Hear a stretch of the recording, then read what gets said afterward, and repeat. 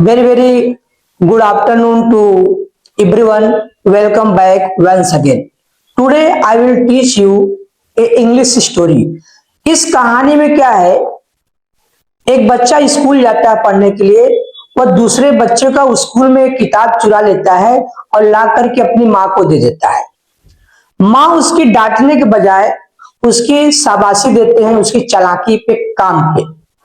फिर कुछ दिन के बाद वो लड़का अपने पड़ोसी घर पे जाता है, वहां से घड़ी चुरा के लाता है। फिर भी उसकी माँ डांटती नहीं है, उसको शाबाशी देती है, प्रशंसा करती है उसके काम पे।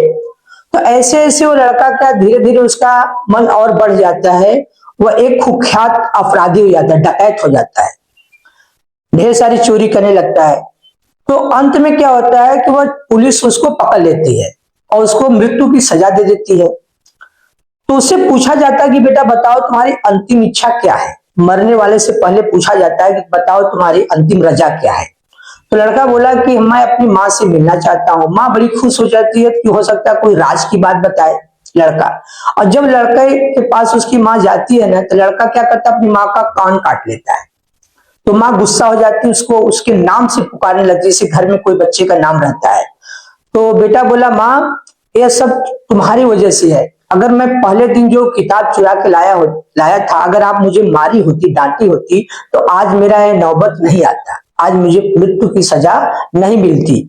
ये इस कहानी हर लोगों के लिए है। ये सीख है कि हर बच्चों को डिसिप्लिन में रहना चाहिए। Now I explain this story. Once a boy stole a book, another boy at school. It gift to his mother. Mother beating him, he praised for his cunning act. Some another day passed. The boy went to neighbor's house and stole a watch and give to his mother. Mother became very happy and praised, "You are my good boy."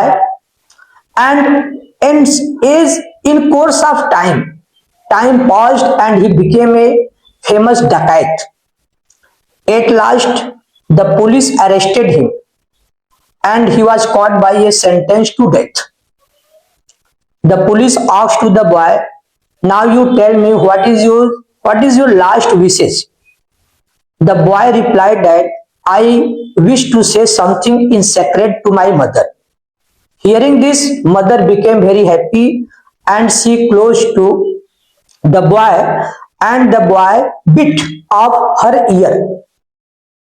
The mother got very angry and calling his name, the boy said to his mother, "Mother, first time I stole a book, boyhood, then you have beaten me. I would not have to death end." So this is very helpful story and we should be learn from this story. A boy stole a book. So I want to give you suggestion that don't do that. इस तरह से मैं अपने बच्चों को ना English खुद बोलता हूँ। अब इसी में से क्वेश्चन पूछता हूँ और खुद बताता हूँ, बच्चों को बुलाता हूँ और बच्चों का एक कॉन्फिडेंस जगाता हूँ कि उनको इंग्लिश स्पीकिंग करने आ जाए। डीजे सर के इंग्लिश स्पीकिंग क्लास में इस तरह से इंग्लिश टू इंग्लिश स्टोरी यहाँ बोल करके बच्चों का जो प्रोत्साहन होता है उसको जगाया जाता है। और हर बच्चा 21 दिन के बाद इंग्लिश बोलने का, उसका भी मन करता है कि मैं 21 दिन के बाद इंग्लिश बोलूं। Thank you so much.